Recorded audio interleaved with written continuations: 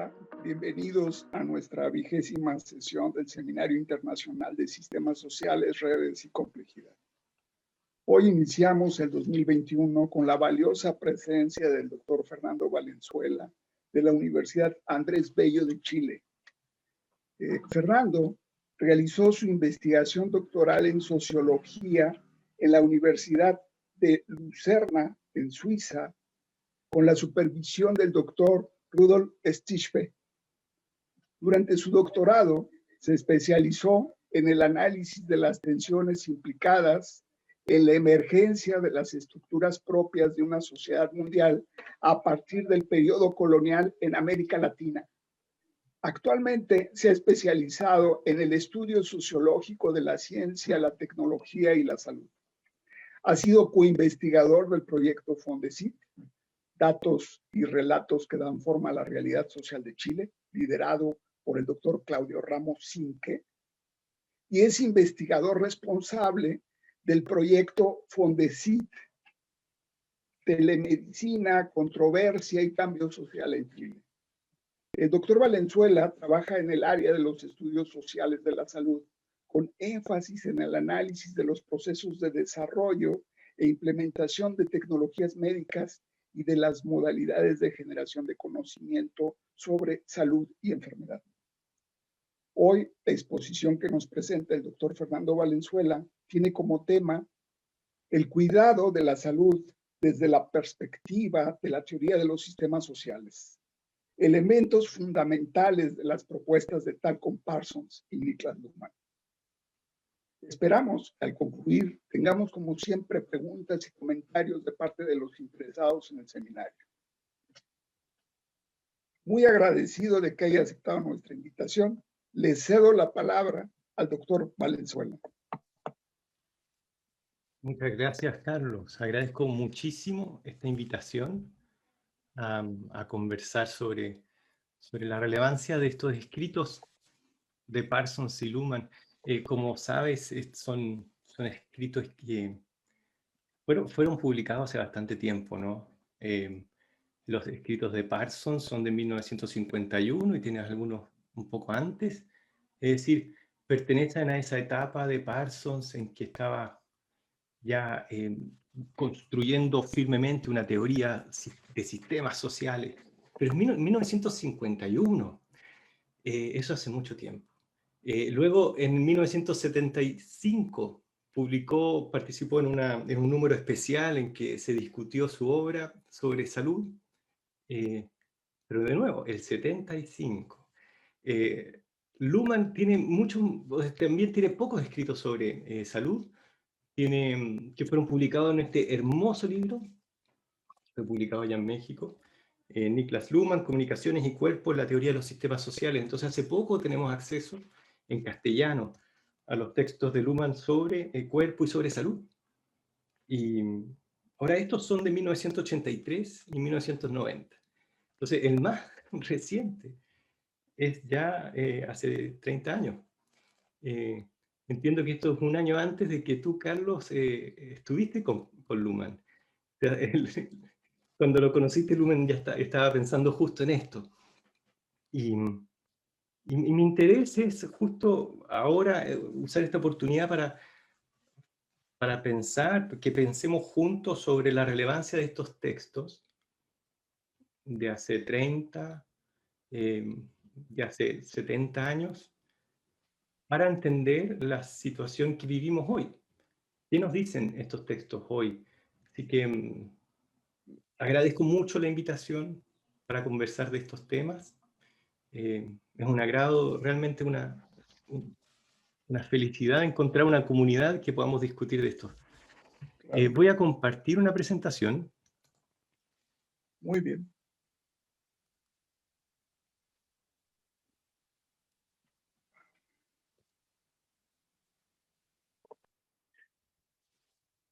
Bien, ahí estoy. Me presento, soy Fernando Valenzuela, profesor asociado de la Escuela de Ciencias Sociales en la Universidad Andrés Bello. Ahí estoy en Quilpué, yo estoy conversando con ustedes desde Quilpué, en la región de Valparaíso. Ese es un estero que cruza Quilpué por el lado norte. No imaginen que toda la ciudad es así, ¿eh? Este es el, el lugar con más naturaleza que tenemos, quizás así, frondosa, verde. Como les decía, la pregunta es, ¿qué podemos aprender hoy? ¿Qué podemos aprender hoy de estos escritos de Parsons y de Luhmann sobre la estructuración sociocultural del cuidado de la salud? ¿Qué nos dicen ellos, estos autores clásicos, estos grandes gigantes de la teoría sociológica, sobre la realidad que vivimos hoy, cómo se está estructurando la salud, o el sistema de cuidados de la salud? La presentación la voy a dividir en estas 4 partes. Los 2 primeros es una estructura de 2 partes en realidad, pero cada parte con una subdivisión. Primero, voy a acercarme al contexto teórico en que Parsons construye su pregunta sobre el sistema de la salud, el sistema de la práctica médica, que es su atención. Entonces, y este es el problema de la integración social. Es lo que se está preguntando Parsons. ¿Cómo es posible que la sociedad se mantenga en el tiempo? ¿Qué mecanismos colaboran en eso? Entendiendo que el proceso a través del cual esto se lleva a cabo es uno de integración. Integración a través de una participación de diversos tipos de sistemas. Entonces, esta es una primera parte. Una segunda parte sobre la integración, es la aplicación que hace Parsons, la integración del sistema social de la práctica médica. Luego, quiero pasar a una segunda parte, introduciendo primero el contexto, que es el problema de la diferenciación social, a diferencia del problema de la integración, que era el que orienta la pregunta de Parsons. Luhmann está más bien pensando en la diferencia. Y luego, entonces, la parte que corresponde al problema de la salud es este cuarto espacio sobre diferenciación del sistema social de tratamiento de las enfermedades. Es la aplicación que hace Luhmann de su trabajo teórico al espacio de la salud. Bien, entonces vamos por partes. Vamos del principio. ¿Cuál es el contexto teórico del análisis de la práctica médica moderna realizado por Parsons? Aquí me va a interesar, en todos estos casos, voy a intentar ir bastante lento y por las bases de estos planteamientos teóricos, de modo que esto pueda servir no solo a un público especializado, también a un público más amplio que pueda estar interesado en introducirse en estos espacios teóricos. El texto de Parsons que interesa aquí es este de 1951, un año muy productivo en Parsons. Aquí lo que él hace es desarrolla un esquema conceptual para el análisis de los sistemas sociales en términos del marco de referencia de la acción, es decir, este trabajo que él venía haciendo desde el 1937, ¿no? Lo desarrolla y aquí lo arma en términos de una teoría del sistema social o de la contribución que hace el sistema social a la integración de la acción. Entonces veamos, su propuesta general es esta, que la acción, él reconoce 3 focos integrativos de los sistemas de acción. 3 focos que están presentes en todo momento y en toda acción. Estas son las personalidades, las culturas y los sistemas sociales. Los que han leído el trabajo de Parsons pueden reconocer aquí que está aún lejos de sus propuestas posteriores, ¿no?, sobre el paradigma de las 4 funciones. Aquí está aún en esta teoría de la acción que se integra a través de estos 3 focos. Primero, las personalidades, los sistemas de personalidad, los sistemas culturales y los sistemas sociales.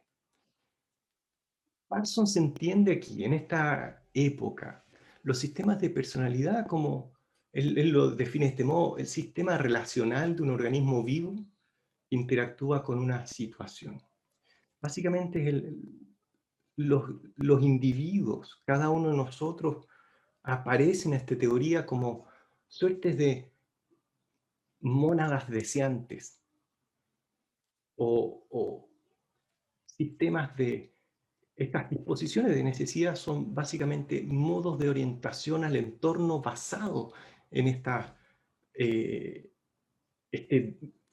deseo, ¿no? Esta apertura al mundo para satisfacción de necesidades propias del sistema. Este es el espacio de la personalidad, que encuentra equilibrio en un momento de satisfacción de estos deseos, para empezar de nuevo un ciclo orientado por estas disposiciones. Luego la cultura es otro foco de integración, está compuesta por sistemas de signos y símbolos de sentido compartido. Aquí hay distintas estructuras, ¿no? Pero básicamente son estos elementos de comprensión y valoración del mundo que son compartidos por todos los participantes en una situación de interacción. Luego aquí tenemos el foco que nos va a interesar. Son los sistemas sociales. Los sistemas sociales para Parsons eran sistemas de interacción entre estos actores. Actores cada uno que es entendido como esta unidad motivada y que están mutuamente referidos y comparten un sistema cultural. Este es el diagrama que encontramos en su libro, el diagrama de explicación o de presentación de los sistemas sociales. Y cito aquí a Parsons, dice: un sistema social, reducido a los términos más simples, consiste pues en una pluralidad de actores individuales que interactúan entre sí, en una situación que tiene al menos un aspecto físico o de medio ambiente, actores motivados por una tendencia a obtener un óptimo de gratificación y cuyas relaciones con sus situaciones, incluyendo los demás actores, están mediadas y definidas por un sistema de símbolos culturalmente estructurados y compartidos. Esta es la noción, la imagen que construye Parsons en este texto sobre qué son los sistemas sociales. Los sistemas sociales se pueden analizar en distintos niveles o hay distintos elementos, unidades de los sistemas sociales. Esto, en su planteamiento clásico, la unidad más básica es el acto unitario, ¿no? El Unit Act. Luego también los status roles, que van a ser muy importantes para la comprensión parsoniana del cuidado de la salud. En el status role está una estructura donde el actor aparece de dos maneras distintas en la comprensión clásica.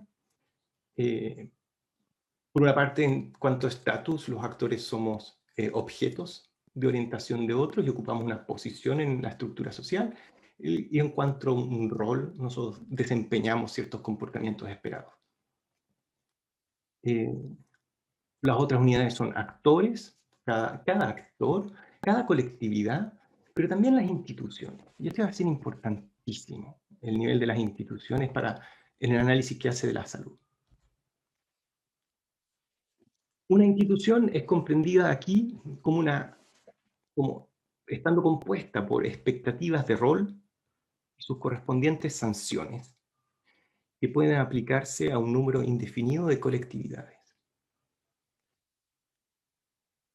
Entonces, estos son, fíjense la importancia de esto, porque después va a analizar la salud de este modo, como en un proceso de institucionalización. En este nivel está este teorema de Parsons muy importante que refiere al proceso de integración. Y de ahí que yo titulaba esta primera parte de la presentación como el problema de la integración. La integración de los sistemas sociales para Parsons se logra, como dice aquí, cuando se puede suponer que las pautas de valor son compartidas por los participantes, de modo que sirven para condicionar las respuestas favorables de Alter. Es decir, cuando de hecho los distintos participantes en una situación de interacción comparten ciertas definiciones mínimas, un nivel de consenso fundamental, de modo de orientación al mundo y de valoración del contexto. Y lo comparten a tal punto que cualquier actor puede suponer que en caso de que se desvíe de lo esperado en la situación, va a ser sancionado. En este sentido, estas pautas sirven para condicionar, como dice Parsons, las respuestas favorables de Alter. Uno puede anticipar, en contextos de alta integración social, uno puede anticipar cuáles van a ser las respuestas de los distintos actores ante distintos estímulos. Entonces, al problema de la salud. ¿Qué forma, en este contexto teórico, qué forma toma el cuidado de la salud en este sistema teórico? ¿Y qué tipo de preguntas uno podría hacerse? Bueno, montones, ¿no? Montones de preguntas acerca de cuál es la estructura, cuáles son los distintos actores que participan en el cuidado de la salud, qué roles corresponden, cuáles son las posiciones y de qué manera establecen conflictos entre sí, muy en la línea que desarrolló después Merton, ¿no? En el análisis de la salud. Pero Parsons lo que hace es orientar su análisis hacia esta pregunta. ¿De qué manera se realiza la integración social por institucionalización en el sistema de la práctica médica? Entonces él va a usar un análisis empírico que había hecho sobre la práctica médica en Boston para, como un caso, como un ejemplo del potencial explicativo de este marco teórico que había armado, que yo veo que desemboca en este teorema de la integración por institucionalización.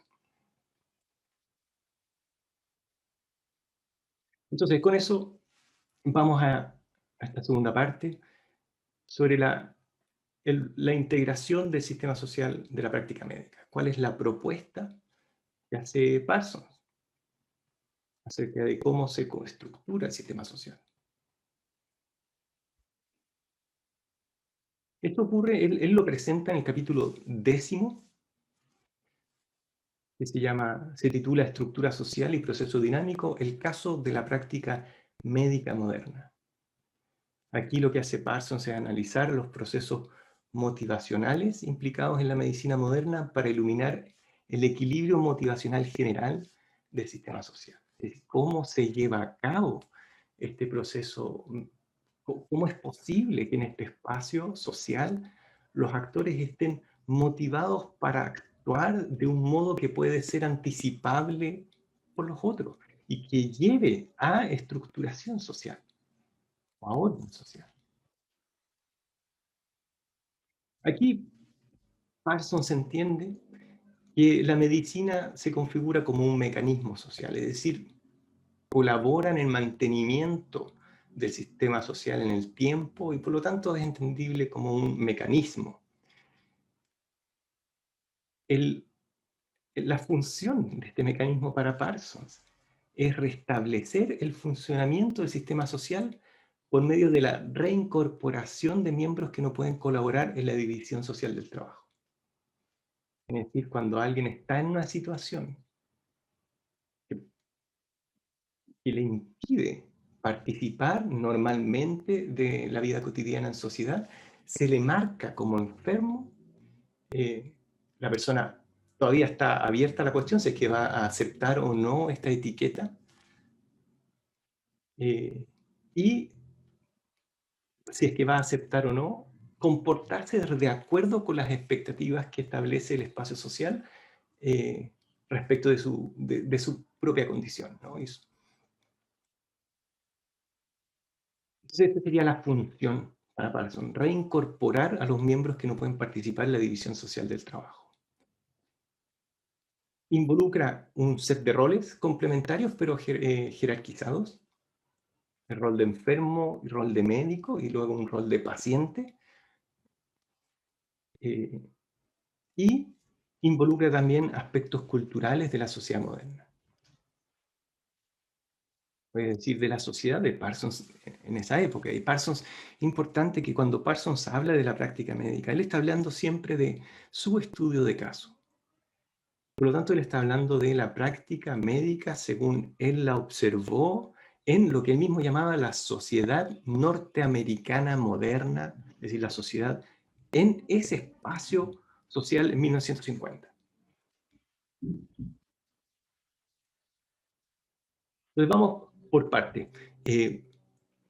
Respecto de los roles, esta es la parte más famosa del análisis de Parsons, es lo que del sistema de la salud, es lo que se ha difundido más y lo que es más recordado, el sick role, el rol de enfermo y el rol de médico. La práctica médica, observa Parsons, se basa en los roles complementarios, aunque están jerárquicamente diferenciados. De médico, él habla del physician, y enfermo, el sick role, que están estructurados en una forma que es típicamente moderna. Esto no es encontrado, dice Parsons, en otros espacios socioculturales. Esto de inmediato nos invita a pensar, por supuesto, sobre la aplicabilidad del sistema parsoniano a la sociedad contemporánea. Primero, ¿de qué manera hubiera dicho lo mismo teniendo otro tipo de datos? ¿Qué manera hubiera dicho lo mismo? ¿Podríamos decir lo mismo si hubiéramos analizado en 1950 la sociedad aquí en Valparaíso, allá en Guadalajara? ¿De qué manera podríamos hablar en este contexto de una sociedad mundial, por ejemplo? Son preguntas que vamos a dejar para adelante, pero fíjense, está hablando de este espacio concreto en el cual se diferencian los roles complementarios. Primero, respecto del rol de enfermo. Es sumamente interesante. Parsons reconoce que hay tres criterios. Él lo llama, en 1975, usa este modo de presentar su teoría, no en el 51, pero me parece que es más claro, es plenamente coincidente con lo que presenta en el 51. Que hay tres criterios para aceptar el rol de enfermo. Primero, que el estado de enfermedad tiene que poder ser marcado o indicado, entendido como un estado que no es deseado por el actor, que no se quiso enfermar y que no quiere permanecer enfermo. Esto es importante. Por ejemplo, hoy en día en pandemia, que lo que se lleva a cabo es una cultura de la culpa, ¿no? De la culpa por haberse enfermado. Ahora que estamos encerrados, no sé, los que estén viendo, estoy en Quilpué y estamos en cuarentena. Por primera vez estamos en cuarentena. Este fin de semana yo no puedo salir de mi casa si no tengo un permiso. Y hay en este minuto, justo en estos días, hay una controversia en los medios, en las redes sociales, sobre fiestas entre jóvenes que celebraron Año Nuevo y se contagiaron. Entonces, y aquí es donde emerge la potencialidad de fertilidad del análisis parsoniano. El debate es si es que el Estado puede ser en estos casos identificado como un estado no deseado y que la persona desea sanarse. ¿Y en qué medida podemos establecer una culpa respecto de esta situación de desviación social? Entonces, es el primer criterio, que el estado de enfermedad no es deseado por el actor. El segundo criterio es que a la persona que es marcada en una situación de enfermedad se le otorga una excepción de responsabilidades normales del rol social. Ahora, la persona tiene que colaborar con esto, ¿no? Tiene que dejar de ir. La persona que es marcada como enferma tiene que quedarse en la casa, tiene que hacer su parte, tiene que desplegar los comportamientos propios del rol. No ser porfiado, decimos en Chile. No sea porfiado. acepte que está enfermo. Y por lo tanto acepte esta excepción de responsabilidades normales en el rol. Y en tercero, a la persona se le atribuye una obligación de buscar ayuda técnicamente competente. No solo tenemos que marcarlo como que esto no es deseado, la persona tiene que dejar de participar, tiene que ir a buscar ayuda técnicamente competente. No se quede en su casa tomando una agüita, tienes que consultar al médico. Es decir, usted no sabe lo que le está pasando, usted no deseó eso y mientras no salga de este rol no va a hacer nada de su vida normal. Esa es la condición, el rol de enfermo.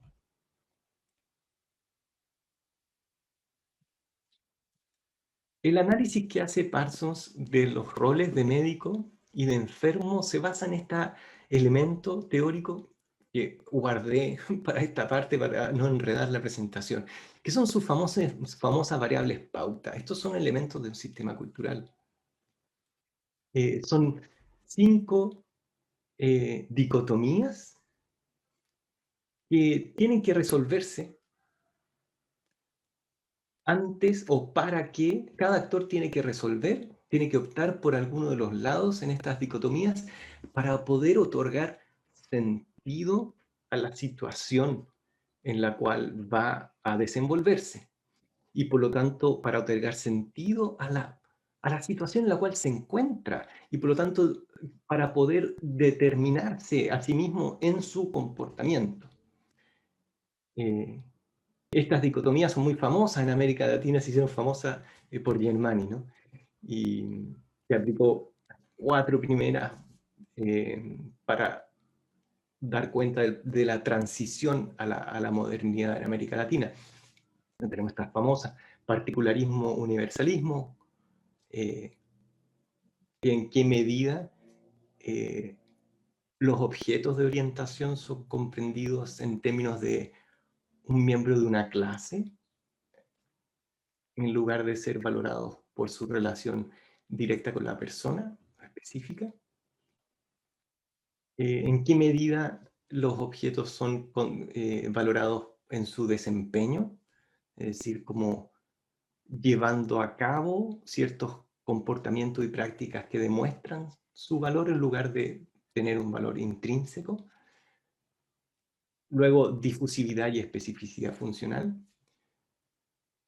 Esto es si es que la relación social va a ser, en la relación social pueden establecerse expectativas que son amplias respecto de espacios funcionales o muy específicas, en este caso, por ejemplo, solo respecto de la situación de salud y no respecto de cualquier otra cosa.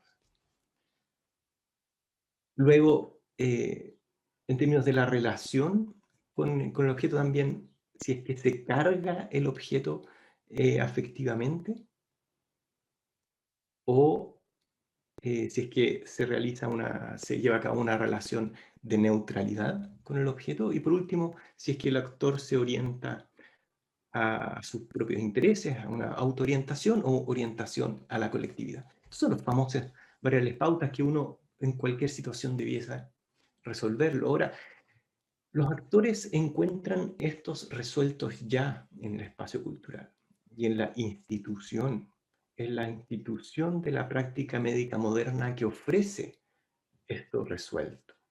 Y la persona entonces que despliega su rol se espera de ella que entienda la situación de interacción de este modo, del lado que está marcado aquí de naranjo. Una situación marcada por universalismo, desempeño, especificidad funcional, neutralidad afectiva y orientación colectiva. Y esto sería válido para los dos roles, tanto para el enfermo como para el médico. Y Parsons pone mucho más atención acá a la situación del médico o al modo como el médico se orienta. Y es sumamente interesante. Yo creo que esto también, al menos a mí, me hace mucha resonancia empírica. observando el modo de comportamiento de los médicos aún hoy, en la medida en la cual observan que uno es un caso, y sobre todo en términos de la especificidad funcional y la neutralidad afectiva. Neutralidad efectiva en el sentido que se espera que el médico sea neutro, que no cargue la relación afectivamente. Y si no, genera profunda incomodidad. Por ejemplo, y aquí yo siempre me gusta este ejemplo de que se producen dilemas acerca de la neutralidad afectiva. Si es que, por ejemplo, la diferencia que se establece, al menos acá, entre tocar y palpar. Las médicas, los médicos tienen esta capacidad de palpar, ¿no? Tocar el cuerpo de otro de un modo que se entiende que no hay una carga de afectividad, una carga catéctica. Y que es más bien un palpar, un sentir neutralmente afectivo y orientado a la observación del cuerpo como un caso en una literatura, en un espacio abstracto, universal. Y luego en la orientación colectiva está requerimiento siempre fuerte de que los médicos se orienten a sanar, a la salud, al bien de la humanidad y no al lucro. Y esto siempre saca ciertas ronchas y resquemores y preguntas, ¿no? Dudas. Por aquí hay la cuestión que me parece más interesante hoy, al menos ante la pregunta de ¿para qué volver a estos textos? ¿Por qué podríamos volver a ellos? ¿Qué hay de interesante en esto? A mí me gusta usar hoy una metáfora como de ecosistemas, o de pensamiento de jardines, cómo se establecería un jardín amplio. En el mismo Luhmann voy a volver al mismo problema. Y la cuestión acá es que en el texto de Parsons, la práctica médica parece constituirse en una suerte de ecosistema. O parece desplegar un ecosistema interno. Y en este no solo la práctica médica, el sistema cumple una función. Ya mismo esto es como la parte más evidente y por donde Parsons entra a su texto. Es un texto bastante extenso, algo denso, y me da la impresión que es fácil quedarse con esta primera impresión. El sistema de la salud tiene esta función de reincorporación, ya, una suerte de un sistema de control social. Ok, ya. Pero esto otro es más interesante. Que las pautas culturales cumplen una función en el particular ecosistema que emerge en el contexto de la práctica médica. Y esto es lo que me parece más entretenido, más interesante en el análisis de Parsons. Que estas pautas tienen una razón de ser. No es simplemente porque sean modernas, ¿no? Porque, en el sentido que se llevó a cabo la transición a la modernidad. No es un análisis descriptivo nada más el que hace Parsons, sino un análisis propiamente funcionalista. ¿Por qué? ¿Cuál es la función que cumplen? ¿Y por qué en el sentido funcionalista? ¿De qué manera estas particulares prácticas, pautas de otorgación de sentido a las situaciones de interacción, de qué manera ellas contribuyen al mantenimiento en el tiempo de los sistemas sociales? Y aquí esto me parece que es lo más valioso. Y es que estas pautas culturales que reconoce Parsons, él mismo observa que se dan porque son atentas o responden a la situación peculiar en que se encuentran los enfermos y los médicos en esta sociedad que él describe. Fíjense cómo él describe la situación de los enfermos. Tienen tres características.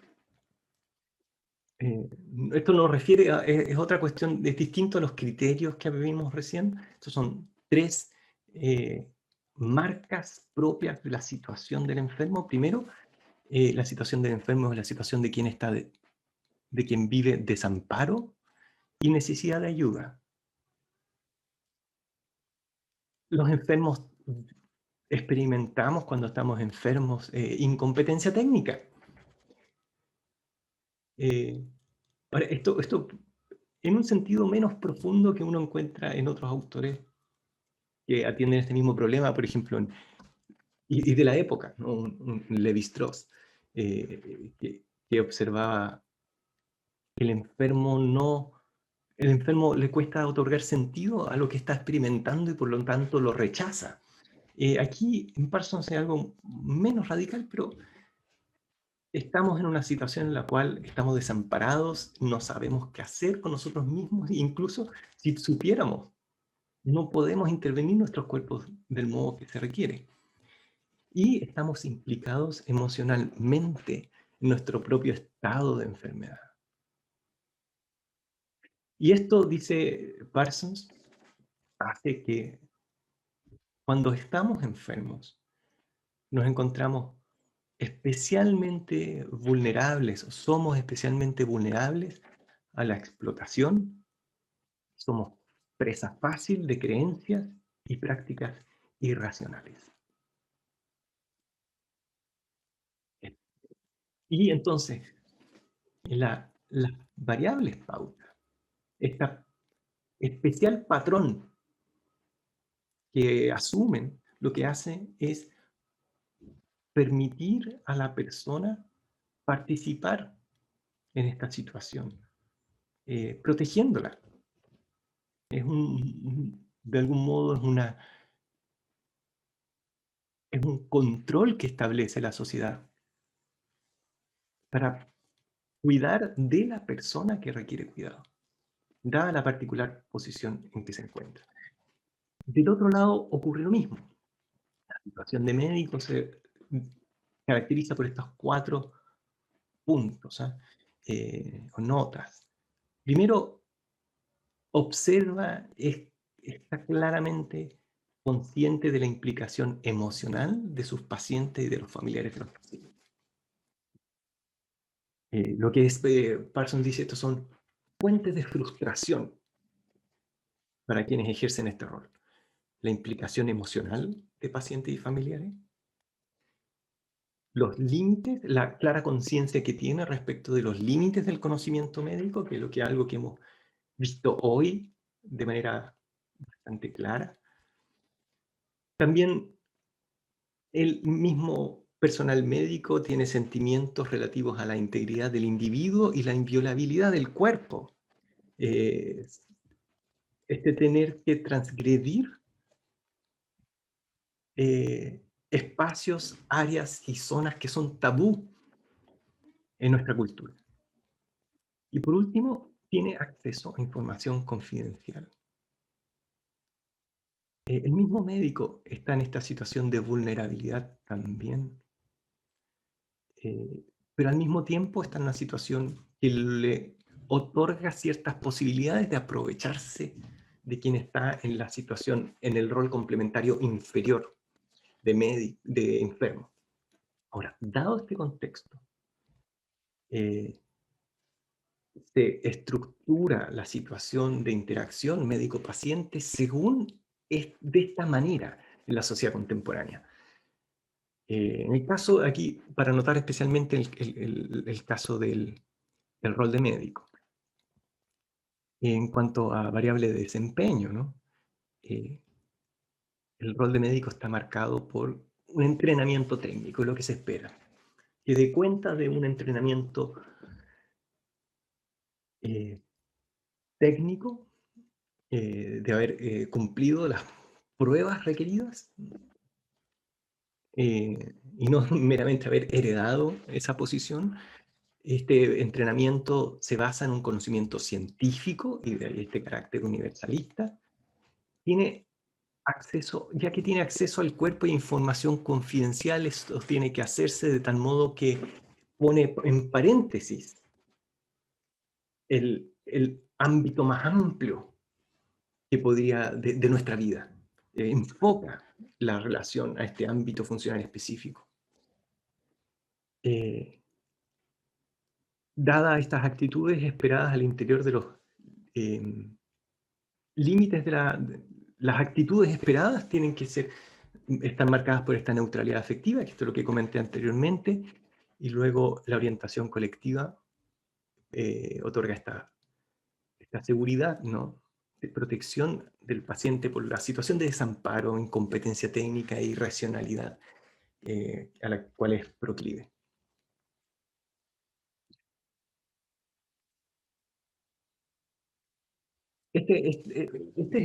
Entonces son me parece, elementos fundamentales de este texto famoso, clásico, de Parsons sobre la práctica médica como sistema social. Ahora, si uno se para desde acá, desde este texto de Parsons, sería buenísimo que quienes están participando anoten sus preguntas. ¿Qué preguntas se harían hoy? Ustedes, hoy. ¿De qué manera aprendemos algo? Es decir, nos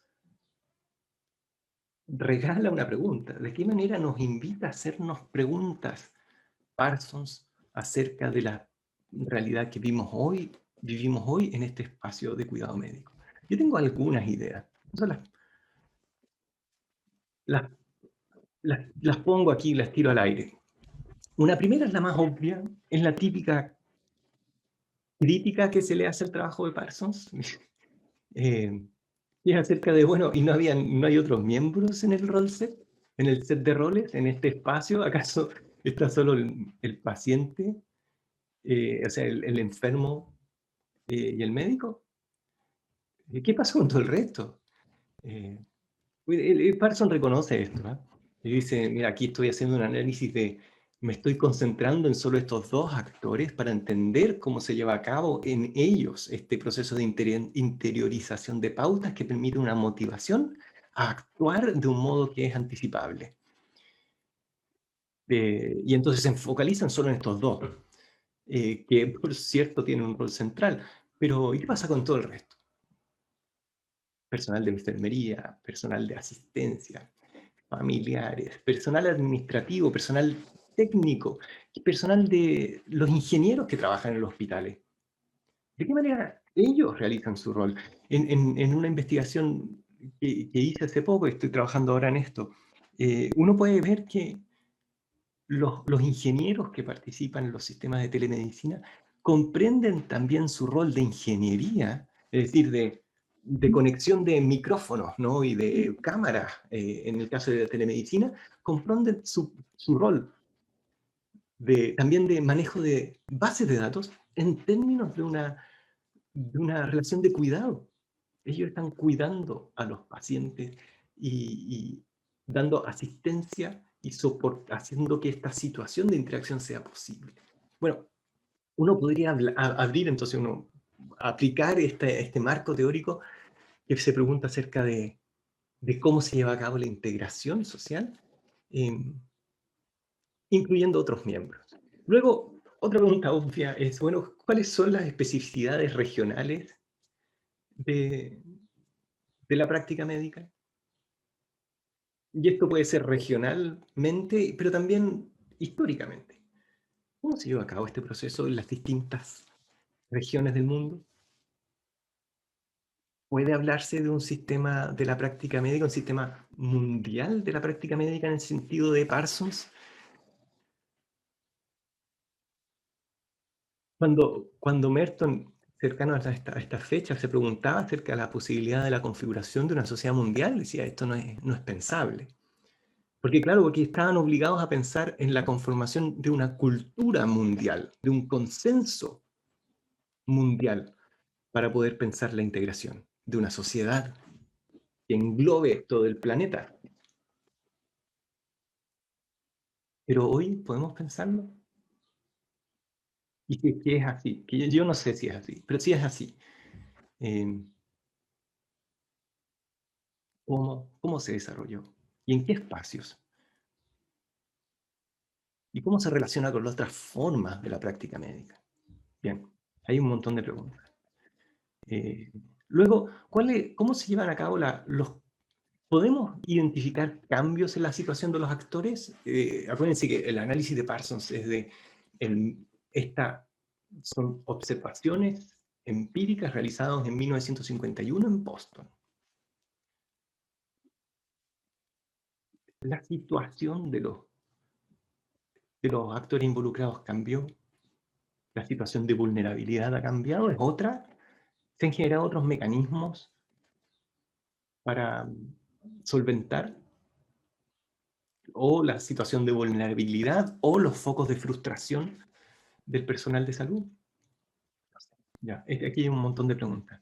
Luego, ¿de qué manera se lleva a cabo esta responsabilización de los enfermos? Y aquí hay bastante investigación muy entretenida que se está haciendo ahora sobre la culpa y la vergüenza de quien carga el estigma, por ejemplo, de ser contagiado COVID. ¿De qué manera esta persona vive un proceso entonces de marcación, de estigmatización y de responsabilización de su situación? Aquí anclan o se relacionan con esta pregunta todos los análisis en la línea, por ejemplo, del el desarrollo de una subjetividad neoliberal, ¿no? Que atribuye a las personas la responsabilidad de hacerse cargo de los riesgos que viven en su vida cotidiana.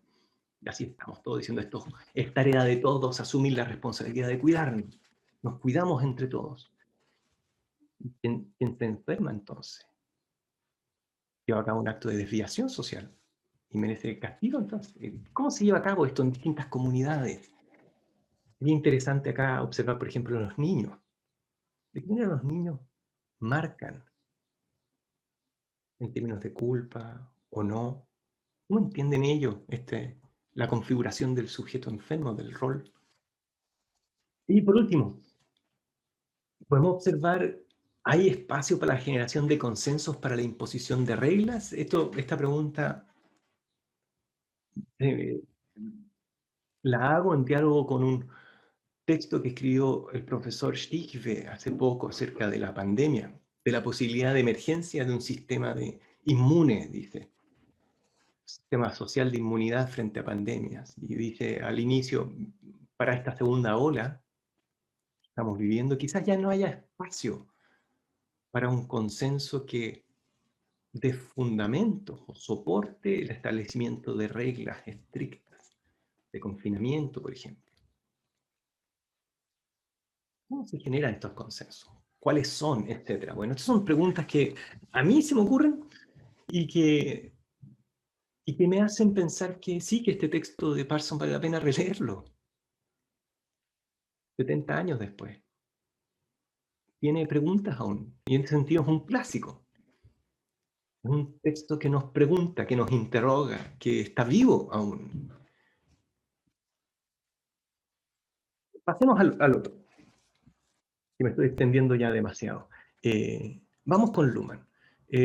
A diferencia de Parsons, que su pregunta era la pregunta por la integración social, en Luhmann encontramos una pregunta completamente distinta. Y en esto me gusta, creo que es un ejercicio valioso también comparar las perspectivas de estos dos autores frente a la salud, porque da cuenta de la enorme distancia que hay entre Parsons y Luhmann, que a veces se les pone más cerca que lo que en realidad están. El problema de Luhmann no es de la integración, es de la diferenciación. Una pregunta por la diferencia, por los límites, por las fronteras. Entonces veamos cómo se articula esto. Voy a pasar de nuevo primero por algunos elementos de la teoría, del contexto teórico más amplio, para después caer, para entender por qué Luhmann arma su pregunta y su descripción de la salud del modo que lo hace. Para que también no se le critique por cosas que no vienen al cuento, ¿no? Estos son los famosos obstáculos epistemológicos, pero escritos al revés, ¿no? Entonces, la superación de los obstáculos epistemológicos que hace que Luhmann reconoce que su propuesta de una teoría de la sociedad hace. en la tradición sociológica. Eso está en este texto, ¿cierto? Famoso, hermosa traducción que tenemos al castellano. Qué gran trabajo hicieron acá de traducción y publicación. Entonces, ¿cuáles son? Ya lo sabemos, pero repasemos. La sociedad no está constituida por seres humanos y sus interacciones, sino por comunicaciones. Esto es importante para entender la salud, porque en general en la salud se ven mucho las personas y sus cuerpos, ¿no? Y entonces uno tiene que entender, entonces es un sistema de las enfermedades o de la salud, pero entonces tiene que ver con los cuerpos. Sí, pero no. La sociedad no está constituida por estos seres humanos y sus interacciones, sino por comunicaciones. Luego la sociedad no se integra a través del consenso, sino por la limitación recíproca de los sistemas parciales. Entonces de inmediato se aleja de esa propuesta parsoniana, de analizar este proceso de integración, se aleja de las preguntas acerca de los procesos motivacionales, toma en otro espacio, en otra galaxia teórica. La sociedad no se integra a través del consenso, sino por la limitación recíproca de sistemas parciales. Las sociedades no tienen límites territoriales, entonces no tiene mayor sentido preguntarse por el sistema de la práctica médica en la sociedad norteamericana, a diferencia de en la sociedad, son regiones y de una sociedad que tiene otra forma. No tiene límites territoriales, sino operativos o operacionales. Y las sociedades no pueden observarse desde el exterior, sino solo autológicamente, desde la sociedad. Como saben, Parsons desarrolló 3 subsistemas teóricos, o dicho de otra manera, tiene 3 partes principales, su gran edificio teórico de la teoría de la sociedad. Una teoría de los medios de comunicación, enfocado en los medios simbólicamente generalizados, que hereda de Parsons, una teoría de la diferenciación y una teoría de la evolución. En el pensamiento de Luhmann sobre la salud, sobre el cuidado de la salud, es importante sobre todo la segunda parte, la teoría de la diferenciación. Entonces hacia allá nos vamos. Luhmann entiende diferenciación como la emergencia de un sistema al interior de sistemas ya constituidos. Entonces, en este caso, el sistema sociedad se diferencia en subsistemas o sistemas parciales. Y aquí hay un concepto que va a ser importante para entender este caso, que es el primado, el concepto de primado de una forma de diferenciación, que es cuando una forma regula las posibilidades de realización de otra. Las distintas formas son clásicas, ¿no? La diferenciación segmentaria, centro-periferia, estratificada y funcionalmente diferenciada. Nos interesa esta última, el contexto teórico en que piensa el sistema de la salud, de las enfermedades, como él lo describe, la diferenciación funcional. En la diferenciación funcional, funciones específicas y sus medios de comunicación deben concentrarse en un sistema parcial con competencia universal. Los sistemas parciales, como por ejemplo la ciencia y la economía, el arte, tienen estas 2 principales estructuras o componentes diferenciadores. Primero, una función. Aquí, ¿se acuerdan? Parsons decía, la función del sistema de la práctica médica es la reintegración de los actores que no pueden participar en la división social del trabajo. Entonces aquí tenemos que identificar una función. ¿Cuál es la contribución que hace este subsistema al mantenimiento en el tiempo? El mantenimiento de la organización del sistema social. Y luego la diferencia sistema-entorno, que se marca en realidad el código binario que permite la marcación de la diferencia sistema-entorno, al permitir distinguir las operaciones de un sistema de las operaciones de otro. Y entonces aquí estamos en los códigos binarios, el espacio teórico más específico, el vecindario teórico de la reflexión luhmanniana sobre la salud. Los códigos binarios son estos mecanismos de condicionamiento de la comunicación que son exclusivos de cada sistema funcional. Tienen dos lados. Un lado positivo que crea conexiones y un lado negativo que reflexiona, permite reflexionar la contingencia de la operación del sistema.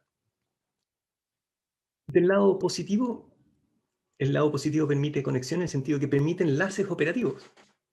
Por ejemplo, aquí cito a Parsons, o sea, Luhmann dice, solo con la verdad, la propiedad y la legalidad se puede hacer algo. Solo de ese lado se pueden enlazar nuevas operaciones. Y luego del lado reflexivo, permite reflexionar, establecer las condiciones del uso del valor positivo. Ahora, entonces, ¿qué forma toma el cuidado de la salud en este sistema teórico? ¿Qué preguntas podemos hacernos? Montones. Montones. Pero veamos qué preguntó Luhmann. Entonces Luhmann preguntó esto. ¿En qué sentido, en la sociedad moderna, se puede hablar de un sistema de la medicina o de un subsistema del tratamiento de las enfermedades? Es decir, esa es la pregunta fundamental. ¿Es esto un subsistema funcional? Pregunta a veces, ¿o será quizás un espacio, un área técnica? ¿Estamos realmente frente a un subsistema funcional, así como el arte, la economía, la educación, el derecho, o no? ¿Es otra cosa? ¿Vamos a hablar de un sistema? Esa es su pregunta. La pregunta principal que establece o que orienta sus pocas reflexiones sobre la salud que tenemos acceso. Entonces vamos a ver cómo, según Luhmann, se lleva a cabo la diferenciación del sistema social de tratamiento de las enfermedades. Esto se publicó, como les mostraba al inicio, en este pequeño libro, hermosa colección que debo a mi colega Eduardo Bustos, que me lo trajo directo desde México. Están los textos traducidos por Raúl Zamorano, Giancarlo Corsi y Rogelio Salgado. Tradujeron algunos textos de Luhmann que trata el tema del cuerpo. Es relevante en una teoría de la comunicación tratar sobre el cuerpo. ¿Cuál es la posición que ocupa el cuerpo en esta teoría? Y aquí, en esta colección, hay 2 de los 3 textos que publica Luhmann, o artículos. Yo no he podido tener acceso al tercero. Primero, en 1983, se llama Inflación de las demandas en el sistema de las enfermedades, una toma de posición desde el punto de vista de la teoría de la sociedad. El segundo, algunos años después, en 1990, el Código de la Medicina. Este segundo es anterior acá en el texto y recomiendo leerlo en ese orden. Son 2 textos muy bonitos, muy de lectura bastante agradable, están muy bien escritos y muy buena traducción. Yo recomiendo a todos acercarse a la fuente. Pero veamos, ¿cómo aparece el cuidado de la salud en Luhmann?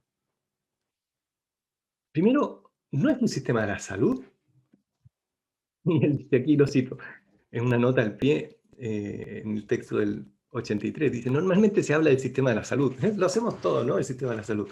Pero en efecto no es la salud, sino la enfermedad aquello que lleva a la formación del sistema. Pero no es un sistema de la salud, es un sistema de la enfermedad. Entonces a veces le dicen sistema de la enfermedad o sistema del tratamiento de las enfermedades.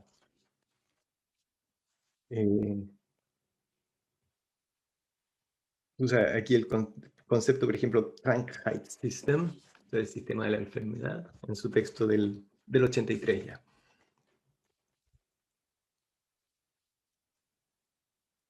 Veamos entonces las estructuras del sistema de la enfermedad, estas grandes estructuras que él alcanza a reconocer sin haber tenido un libro, ¿no?, sobre el sistema de la salud, no dedicó un libro entero a esto, como sí a tantos otros sistemas.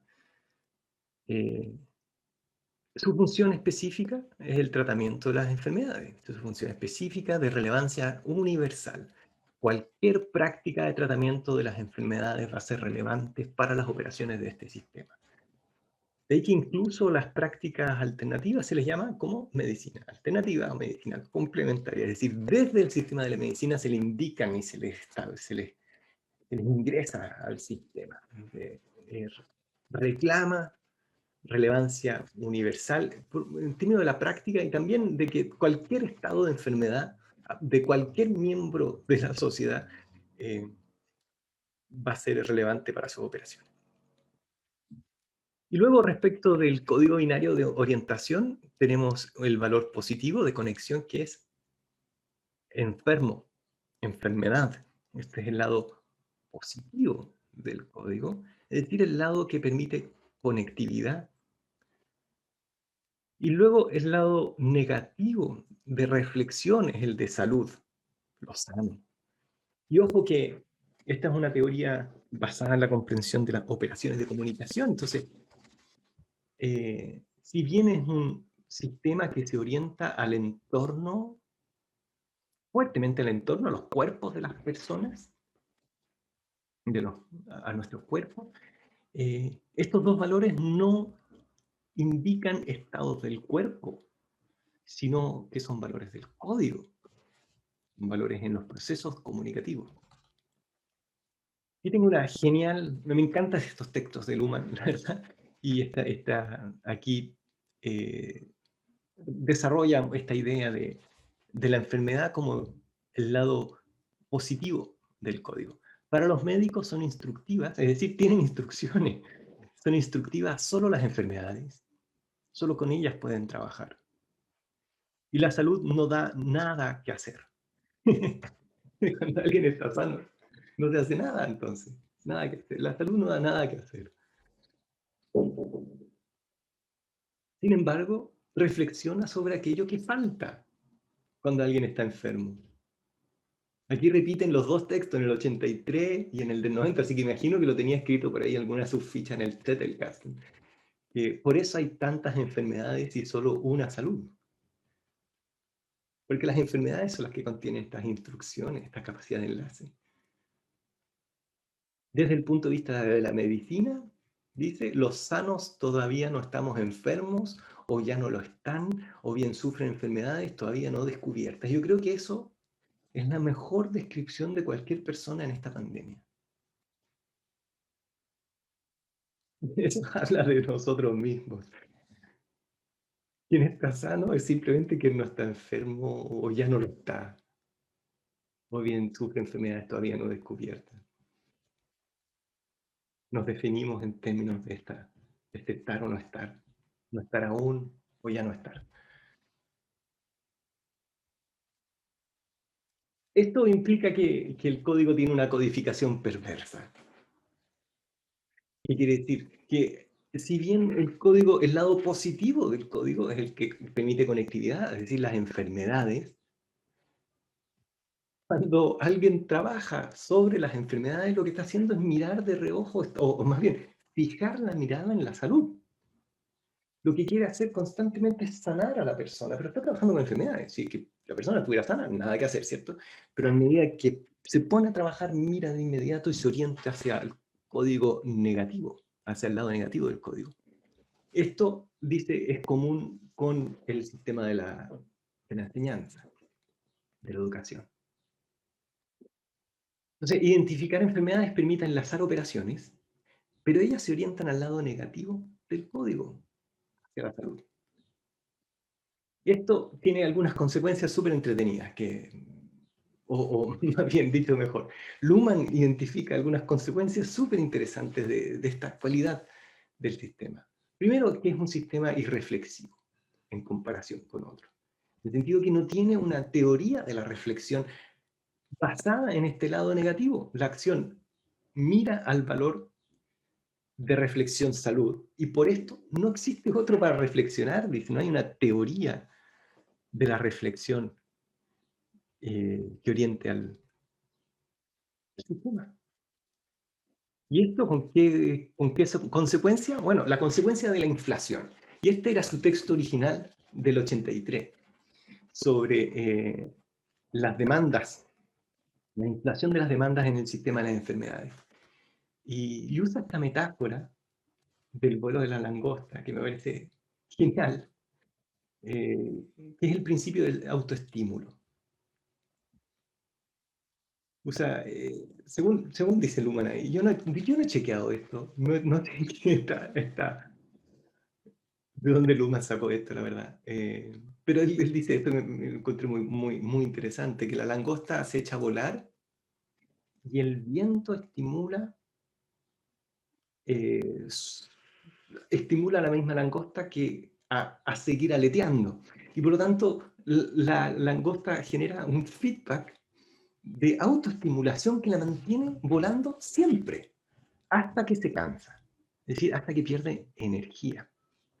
Importantísimo, porque es genial, porque esto nos permite pensar en las relaciones entre los sistemas. Por una parte está la operación propia del sistema o el modo de orientación propio del sistema a, a dejarse irritar y irritarse, auto-irritarse continuamente, sin limitación.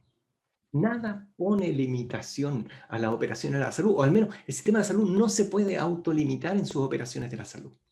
Siempre tiene que estar dispuesto a ganar. Si es después de todo, por la salud de todos. Y esto tiene una fundamentación en términos de la teoría de la reflexión. Es algo que, pues porque sí, por obvio, ¿no? Y entonces, y aquí como dice Luhmann, es evidente que el sistema del tratamiento de las enfermedades, que en el sistema de tratamiento de las enfermedades no son limitados los recursos, son limitados los enfermos. La misma fórmula de reflexión indica ya el fin. Y esta perversa coincidencia justifica por sí misma la práctica médica y hace innecesaria cualquier reflexión. Y entonces, como la langosta, se autoestimula y gatilla o invita a una demanda eterna de parte de los individuos de atención en salud. Y toda demanda debiese en principio ser atendida. Y el límite no lo pone la salud, el límite lo pone otro nivel, la energía. En este caso, que se canse la langosta y deje de volar por fin. Y entonces en el caso de la salud, la economía, los recursos. ¿Y quién decide eso? La política. Y esto llama la atención entonces al problema del acoplamiento estructural entre el sistema de la salud y los otros sistemas del entorno. ¿Cómo se lleva a cabo esto? ¿Cómo ocurre en la sociedad contemporánea? ¿Cómo ocurre en tiempos de crisis? Donde claramente, por ejemplo, no son limitados los enfermos, son completamente ilimitados. Una infinidad de enfermos, una avalancha de enfermos. ¿Cómo le ponemos límite a esto? El mismo sistema no tiene cómo, son otros espacios, la política, la que entra a establecer ciertos límites con su propia estructura. Luego hay otro ámbito de reflexión interesante en estos textos de Luhmann, que a mí me parece interesante, que es el problema de la codificación secundaria, que se encuentran también en otros sistemas parciales, por ejemplo en el de la propiedad, la codificación en términos de dinero, en el caso del poder, la codificación en términos del derecho. Aquí Luhmann reconoce una codificación secundaria de cada lado del código, del lado de lo enfermo y del lado del sano. Del lado de lo sano, uno puede preguntarse nuevamente, o sea, hay un reingreso del código en este lado del código. Sano, pero genéticamente bueno o genéticamente sospechoso. Esto distancia entonces, genera una extrañeza respecto a la situación anterior. Y obliga a generar otro tipo de estructura que atienda este tipo de preguntas, con la intervención de otros tipos de sistemas, entonces, otros modos de investigación, otros modos de intervención. Y luego del lado de la enfermedad, la pregunta es, ok, enfermo, pero enfermo curable o no curable, es decir, crónico. Y nuevamente, esto implica otros tipos de acoplamiento o implica la participación de otros tipos de estructuras que permiten acoplamiento con otras formas de otros sistemas. Por ejemplo, otros modos de aseguramiento del cuidado de enfermos crónicos. La definición de políticas específicas para estos espacios. asociaciones, movimientos sociales de otro tipo, que nacen de esta codificación secundaria. Y aquí vuelvo a mi metáfora, que al menos una metáfora que me hace pensar hoy, la metáfora del jardín. Si en el caso de Parsons me invitaba a pensar acerca de esta función que cumplen estas variables pautas en atención a la situación específica que viven los actores en esta situación, en este espacio. Acá invita más bien a pensar acerca de lo que han llamado policontextualidad. Es decir, acerca de los modos como en espacios específicos, en situaciones específicas se llevan a cabo el acoplamiento entre distintos ámbitos funcionales. Por ejemplo, aquí decía en el 90, Luhmann, se puede presumir que esta codificación secundaria llevará al sistema del tratamiento de las enfermedades a depender mayormente de la sociedad o de otros sistemas de función de la sociedad. Esto es lo que comentaba recién. Es presumible que el modo de acoplamiento, dado la estabilización, si es que se estabiliza y se vuelve más compleja esta codificación secundaria, el modo de acoplamiento del sistema de la salud con otros sistemas va a cambiar. Va a requerir la emergencia de nuevas estructuras. Y entonces invita a la investigación empírica, acerca de cómo se lleva a cabo, cuáles estructuras son esas. Y esto es lo que yo he encontrado en este libro maravilloso, que lo recomiendo también, se llama Teoría de Sistemas y la Sociología de la Salud y la Enfermedad, editado por Knudsen y Vogt, autores fabulosos del pensamiento sobre la salud desde esta perspectiva. Aquí, para mencionar solo 4 textos que son parte de esta colección realmente muy bonita, en 2015 creo que se publicó este libro. Por ejemplo, este problema de la policontextualidad o la difícil interrelación o alineamiento entre ámbitos funcionales distintos en situaciones específicas, en donde no hay una clara jerarquización de los códigos, sino que los actores tienen que poder rejerarquizarlos constantemente. Esto se observa, por ejemplo, en la estabilización de medicamentos, o sea, cómo se genera y se estabiliza algo, un objeto, en términos de medicamento. Y esto señala Henkel, por ejemplo, que requiere el alineamiento del sistema médico con el sistema de la ciencia, con el sistema del derecho y el sistema político, ¿no? Y el sistema de la economía. Si es que falla alguna de estos alineamientos de interrelaciones, se cae el objeto. No funciona, deja de navegar, como dicen en otros ámbitos teóricos. Se transforma en, no sé, medicina alternativa. ¿Cómo se logra este alineamiento? Interesante. Segundo, el análisis fabuloso sobre la semántica del caso difícil en Vogt. Lo que señala Vogt es que en espacios donde opera una racionalización económica, la semántica del caso difícil permite establecer una jerarquía de códigos para dar relevancia al código del sistema de tratamiento de las enfermedades por sobre las consideraciones que emanan de otros códigos. El caso difícil, ponen alerta, ponen como una suerte de estado en excepción, jerarquiza y orienta las operaciones de una manera mucho más clara según el código de la medicina, hasta que logra superarse este momento. Pero sobre todo en en las situaciones en las cuales la semántica del caso difícil se aplica, ¡pum! Ahí sí que explota esta inflación el vuelo de la langosta se hace irrefrenable casi. Es decir, entramos en otros ámbitos de justificación. Luego, este análisis buenísimo sobre la ambigüedad en el rol de dirección clínica, de quienes ocupan posiciones de poder al interior de las clínicas, que son médicos, pero al mismo tiempo son burócratas, y atiendan a la lógica de la racionalización de las organizaciones, pero al mismo tiempo a la lógica del cuidado médico.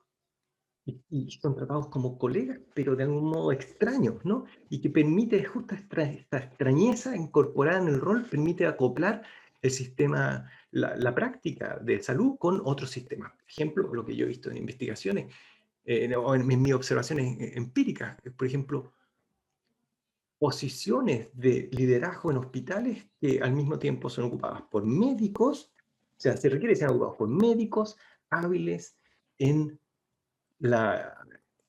burocracia, pero a la vez que tengan ciertos vínculos políticos.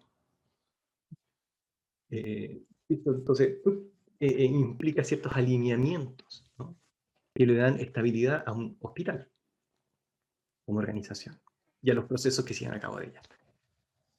Y por último, otro gran caso es el de las tecnologías de hiperresponsabilidad en NUTS, que me parece fabuloso. Cómo se generan estos espacios de a una distinta semántica de responsabilización de los sujetos. Ya estamos, estoy súper en la hora, pero entonces, ¿qué preguntas podemos hacernos hoy? ¿Quedaron viejos acaso estos textos de Luhmann del 83, del 90? Para mí no. Son pocos, son poquitos. Ojalá hubiera podido escribir más Luhmann de esto. Pero en estos años hay cosas que uno dice, esto ya no vale, pero podemos preguntarnos, entonces, aún estos son textos que aún nos interrogan, ¿no?, aún nos invitan a interrogarnos. Y aquí pongo algunas preguntas que a mí me nacen nomás. Ojalá que ustedes puedan compartir más. Primero, la estabilización de... ¿Cómo se lleva a cabo la estabilización? O si es que se lleva a cabo una estabilización de la codificación secundaria en términos de crónicos o de investigación acerca de predisposiciones genéticas. Esto lo hemos visto muy fuertemente en el caso del COVID. Bueno, ¿cómo ocurre esto?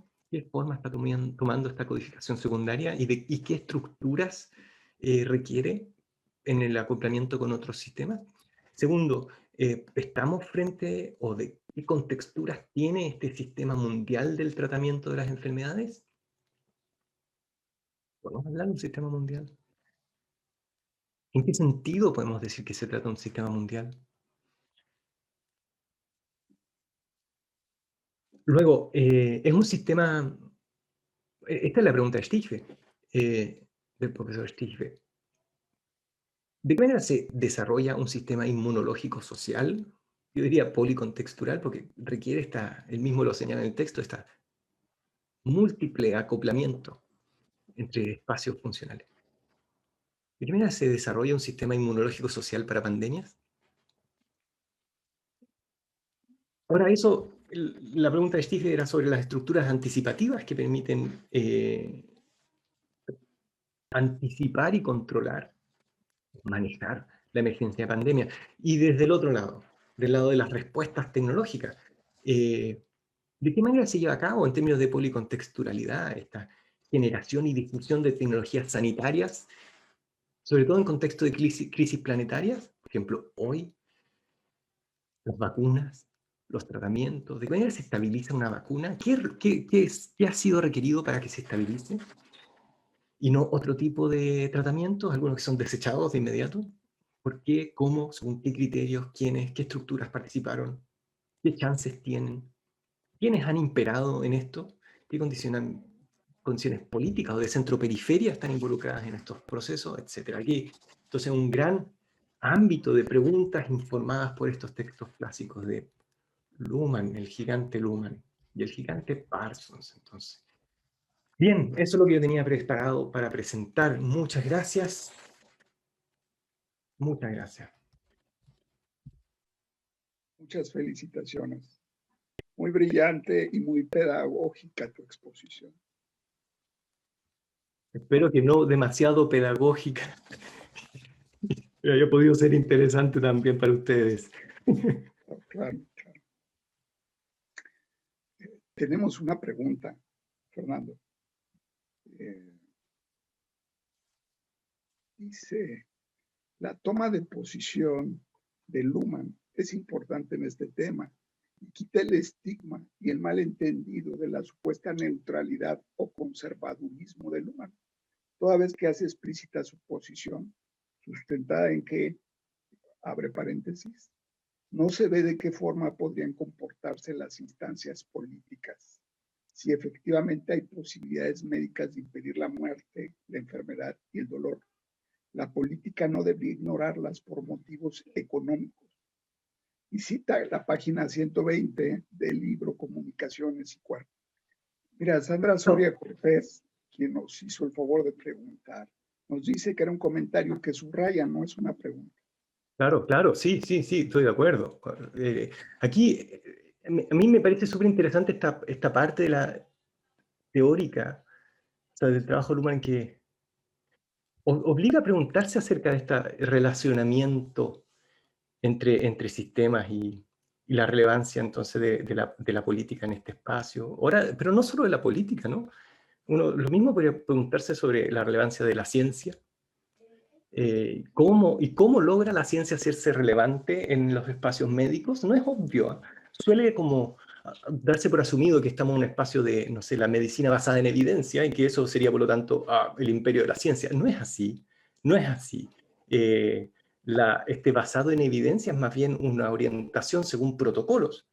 Y los protocolos, hay que ver, son tecnologías concretas. Entonces, y son espacios, son herramientas o estructuras que se desarrollan en espacios policontextuales. Y entonces la pregunta no es así nomás como, está la autonomía de la medicina, ahí está la autonomía de la política, es como una suerte como de... Y yo creo que a mí me interesa este punto, creo súper bueno la acotación, porque cuando se conversa sobre el trabajo de Luhmann, siento que se va muy fácil a la construcción de Luhmann, este hombre de paja, ¿no? Al que es fácil darle golpes, que uno dice, todos los sistemas son autónomos y diferenciados entre sí y ninguno puede intervenir en las lógicas de los demás. A ver, quizás en una oración muy general de introducción a un texto sí, pero después, a ver, atendamos a los modos concretos y al análisis más específico. Y es muy difícil establecer eso. Más bien hay que atender a estructuras concretas que permiten procesos de acoplamiento entre lógicas funcionales diversas y que las lógicas sí son distintas. Pero las personas estamos en problemas, o sea, en el sentido, quiero decir, nos vemos a nosotros mismos metidos en problemas cuando tenemos que solucionar acerca de cuáles son los ámbitos que dan sentido a nuestras acciones en situaciones de crisis. Y ahí se evidencia en qué sentido se podía entender esta autonomía de los sistemas. Ahora es algo que Luhmann mismo era muy majadero, ¿no? La autonomía no es independencia, no es aislamiento, eso es autonomía relativa, o acoplamiento, ¿no? Concreto, específico, sucio, entonces, Messi.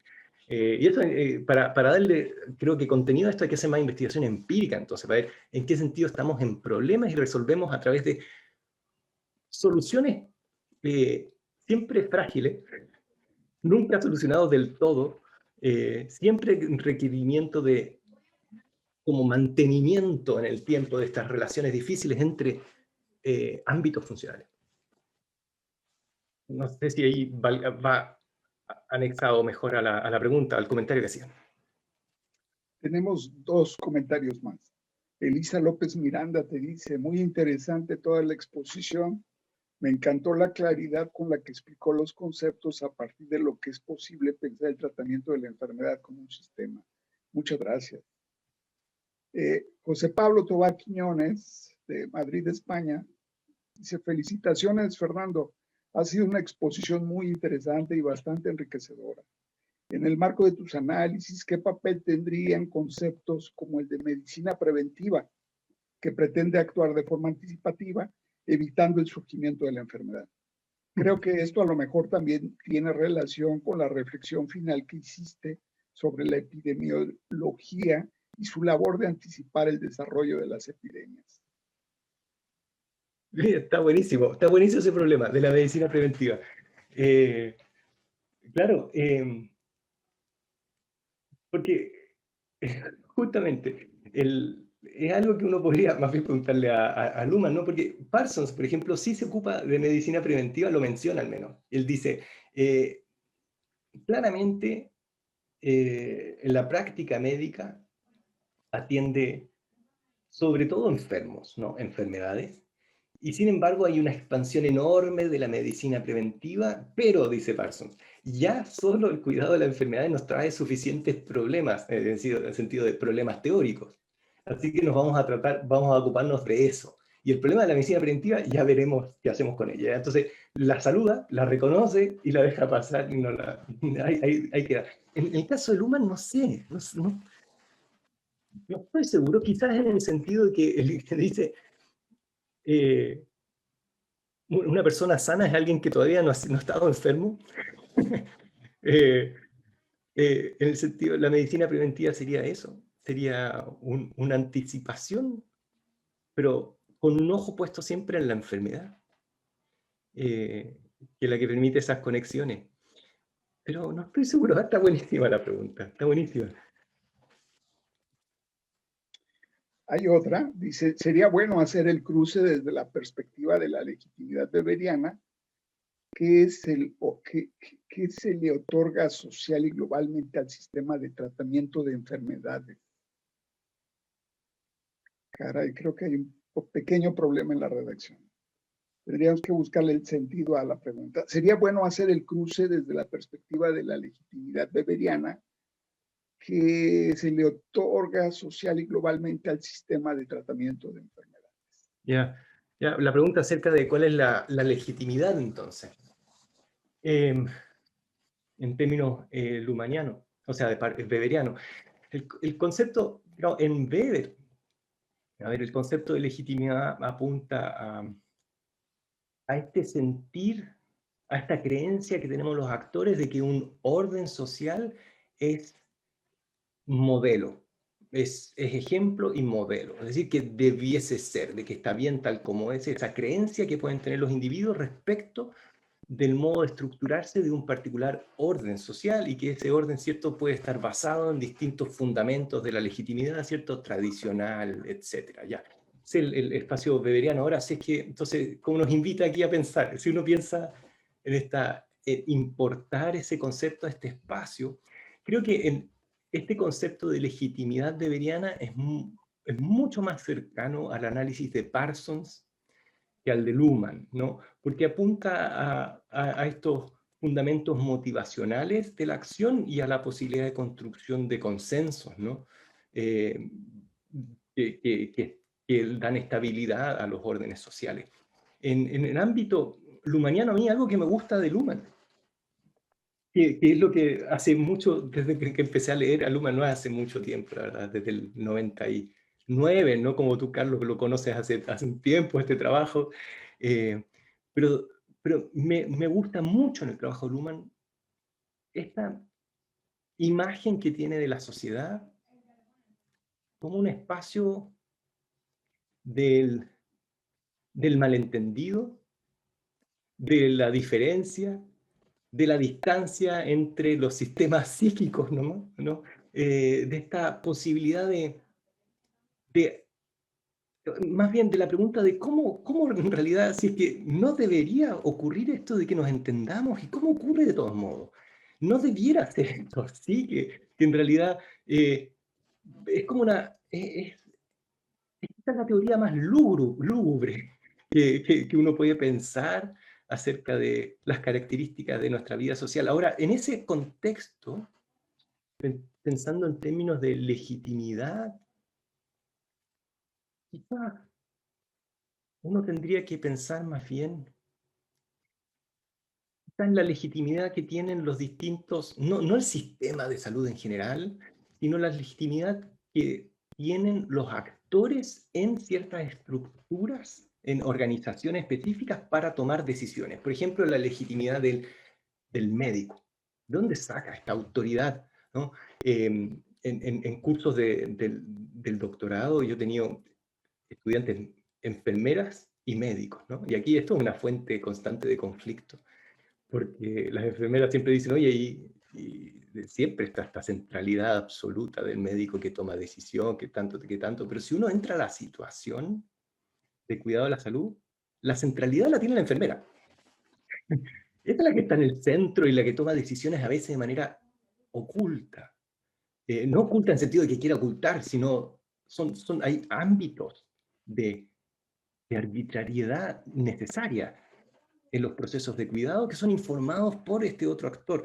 Ahora, el espacio social, ese espacio organizacional, tiene este centro en una suerte de legitimidad del cargo obtenida a través de un proceso de monopolización en la diferenciación de la profesión médica, ¿no? Entonces, quizás ahí uno podría decir, ya cómo se logra esa legitimidad en base, en gran medida, yo creo que aquí el Weber le achuntaría, o la achuntaría, decimos nosotros, le acertaría. Por ejemplo, que el médico tiene que tener esta capacidad técnica, tiene que poder basar sus decisiones en condiciones racionales, en criterios racionales, pero debe ser profundamente carismático. Y tiene que comunicarse con sus pacientes demostrando una capacidad inusual, algo extraordinario, ¿no? Como dice Weber. Yo he tenido la oportunidad de entrevistar a médicos para que me expliquen cómo lo hacen para hacer telemedicina, por ejemplo. Y él me dice, mira, telemedicina parecía esto, ¿no? A través de pantallas. Pues entonces un neurólogo que habla con sus pacientes a través de pantallas y con un médico general presente en el sitio donde está el paciente. Entonces el neurólogo me decía, mira, lo importante es lograr presencia a través de la pantalla. Es decir, hablar y sentir, hacer que la persona siente que uno la está atendiendo y que uno la está viendo y que uno está ahí. Luego, y tiene técnicas específicas para lograr esa presencia carismática. Luego entrevistamos a pacientes que hayan estado con ese médico. Y los pacientes dicen eso, claro, yo entré a la sala, miré la pantalla y pensé que era una foto nomás que estaba ahí. Y luego de la pantalla me habló y me dice, hola, ¿cómo está usted? Dijo, hola, doctor, ¿cómo está? Y esa actitud de reverencia muestra esa jerarquía del rol médico-paciente que es tan clara que estaba en Parsons, ¿no? Yo creo que eso es válido aún. Es claramente válido, pero no sabría muy bien en ámbitos, en términos lumanianos, cómo generar eso. Quizás ahí uno podría entender como la intervención de otros códigos de poder, por ejemplo, en el caso de en la situación de interacción. Muy bien, muy buena respuesta. Y Alejandro Espinosa Rada tiene una pregunta. Yo Dice, conozco a Alejandro. Mira qué bien. ¿Tienes alguna sugerencia sobre la exploración empírica de las estructuras sistémicas para interrogar lo que denominas policontextualidad? A propósito, por ejemplo, de la exploración científica de las tecnologías sobre las vacunas para COVID. En términos más concretos, ¿cómo investigarías esto? Qué buena. Un saludo, Alejandro. Espero que estés sano. Gracias por estar aquí. ¿Cómo investigaría eso?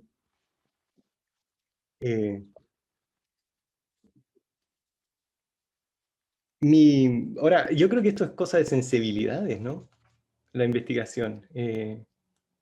Y mi sensibilidad es más bien cualitativa y de observación en sitios. Es difícil de entrar acá. Yo creo que la mejor técnica, hay dos técnicas acá y creo que son técnicas como de, ¿cómo le dicen? Norcetina le dice observación sensible, técnicas de observación sensibles que implican etnografía y entrevistas en profundidad que nos permitan entender las prácticas. Entonces, observación de las prácticas y comprensión de los modos, cómo los propios actores están entendiendo sus prácticas. En términos, y ahí la pregunta, en términos de policontextualidad, es la pregunta lumaniana, ¿no? estas prácticas? ¿Cuáles son esos ámbitos de referencia que están estructurando la práctica? ¿De qué manera están tomándose decisiones acá? ¿Cuáles son esos plexos, esas cadenas que están logrando tomar presencia en la situación? Es como una suerte de presentes ausentes que estructuran la situación de interacción. Y eso creo que uno solo lo puede hacer así y luego atendiendo a documentos, analizar los documentos que permiten ver estos rastros que dejaron. O sea, Ale, yo creo que es la metodología de los estudios de laboratorio que permitiría hacer esta mirada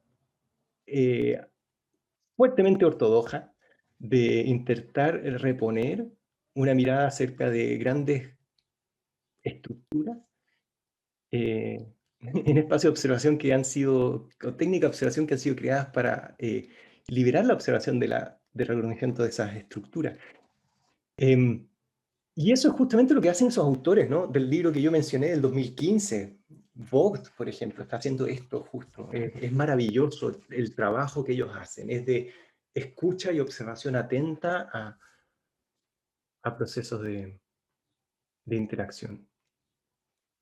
Y ahí atender a la pregunta acerca de, bueno, y esto no es solo medicina. Cuando uno está en un hospital, no está en un espacio médico.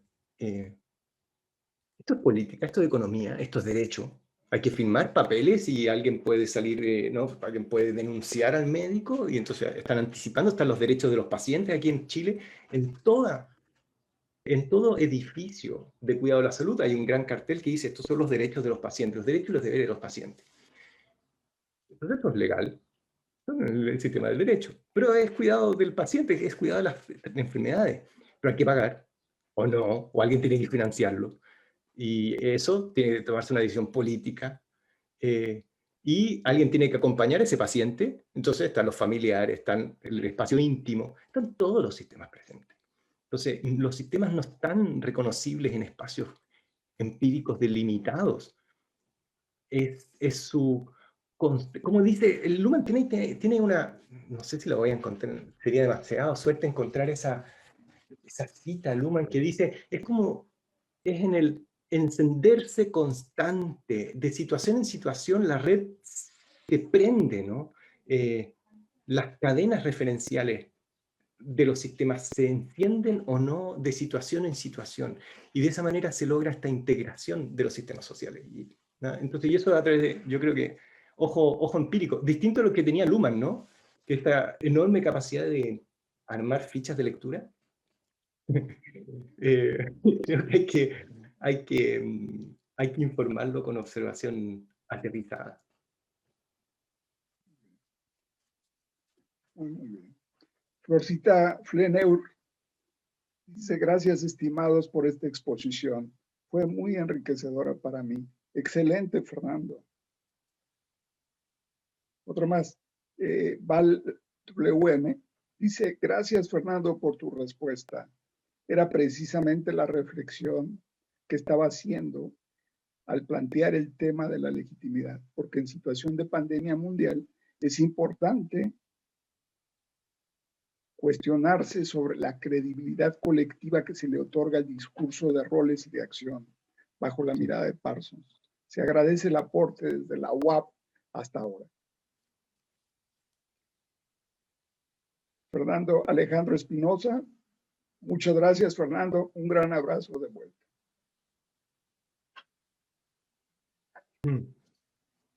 Son los principales comentarios y las preguntas hasta ahora.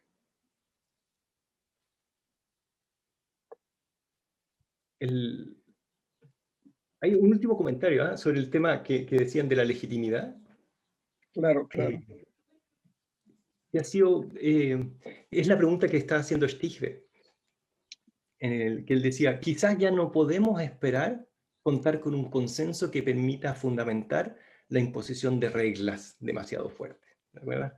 Él dice eso con respecto a la posibilidad de que venga una segunda ola. Y esto lo decía antes de que llegó la segunda ola, ¿no? Y ya ahí estamos. Como comentábamos antes, fuera de pantalla, que en Chile esto no es una segunda ola, es una suerte de tsunami constante, de una alza de la marea perpetua. No es una ola, es una marea. Y, y la pregunta ahí es justamente, ¿cuáles son los fundamentos de legitimidad para la toma de decisiones, para estas decisiones de coerción, ¿no? De limitación de la capacidad de tomar decisiones de los actores? ¿En qué medida uno dice, entonces está bien? Porque todos saben, aquí ha sido muy evidente, creo, en la pandemia, no sé cómo lo han vivido ahí en México, aquí, sobre todo en Quilpué, para comentarte, en Quilpué estamos en la periferia de las ciudades de Valparaíso, que están en la periferia de Santiago, ¿no? Entonces estoy en espacio bastante como a trasmano.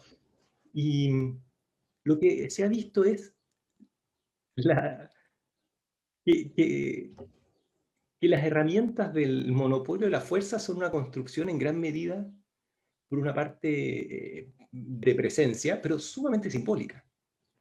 Y que estas medidas de coerción no pueden ser fiscalizadas en absoluto por todas partes. Y de ahí este llamado que hacen al autocuidado, este llamado neoliberal, ¿no? Cada uno debe hacerse cargo de enfrentar los riesgos de su vida cotidiana y así ser un buen ciudadano. Eh, Claro, porque no pueden estar todos siendo fiscalizados. Entonces, y ahí la pregunta importante, ¿cuál es el fundamento de legitimidad de quien toma esa decisión? ¿Y de qué manera las distintas comunicaciones pueden socavar ese fundamento de legitimidad? Por ejemplo, que salga alguien diciendo, en realidad, esto no tiene ningún fundamento científico, o esto no tiene por qué hacerse, etcétera. Que son problemas que estamos viviendo hoy. ¿Cómo hacemos que la gente se quede en sus casas en la medida de lo posible? Eh, en la medida de lo posible. Y eso es un problema de legitimidad. La pregunta está buenísima, que señalaban, sí. Claro. Bueno, en México, por supuesto, tenemos la experiencia de que en los niveles más altos del Ejecutivo, pues el criterio es muy sencillo, es decir, es prohibido prohibir. Mm. Un criterio muy especial que permite a la gente salir, entrar, es decir, no hay la coerción que existe en Chile, que en algunos casos es completamente positiva y valiosa, Puede bajo serlo. criterios de pandemia y de exceso de pandemia, ¿verdad? Mm. Pero bueno, no sé si tengas algún otro comentario. Sí, agradezco los comentarios que han hecho y me alegra mucho, mucho que personas hayan encontrado de algún valor esta presentación. Que me alegra mucho que encuentren interesante volver a estos textos viejos, desempolvarlos a 70 años, ¿no? Un texto de 70 años que nos pueda hablar. Qué maravilla encontrar una comunidad entonces que pueda leer y que pueda dejarse interrogar por esto, que haya sido interesante por otro. Entonces agradezco mucho, Carlos, la posibilidad de venir a conversar acá. Venir es un decir prepandémico, ¿no? Pero de estar aquí conectado contigo a conversar de estos temas que me parecen necesarios, ¿no? Volver a estas fuentes para dejarnos interrogar por ellas. Sí, gracias. Pues con esto que acabas de decir, nos queda mucho para la reflexión. Tu exposición ha sido brillante, clarificadora. Las preguntas que has formulado me parece que son extraordinarias al texto, a los autores. Y bueno, con estas apreciadas conclusiones, el Seminario Internacional de Sistemas Sociales, Redes y Complejidad, el Departamento de Sociología y la Universidad de Guadalajara te agradece tu valiosa exposición. Muchas gracias. Muchas gracias.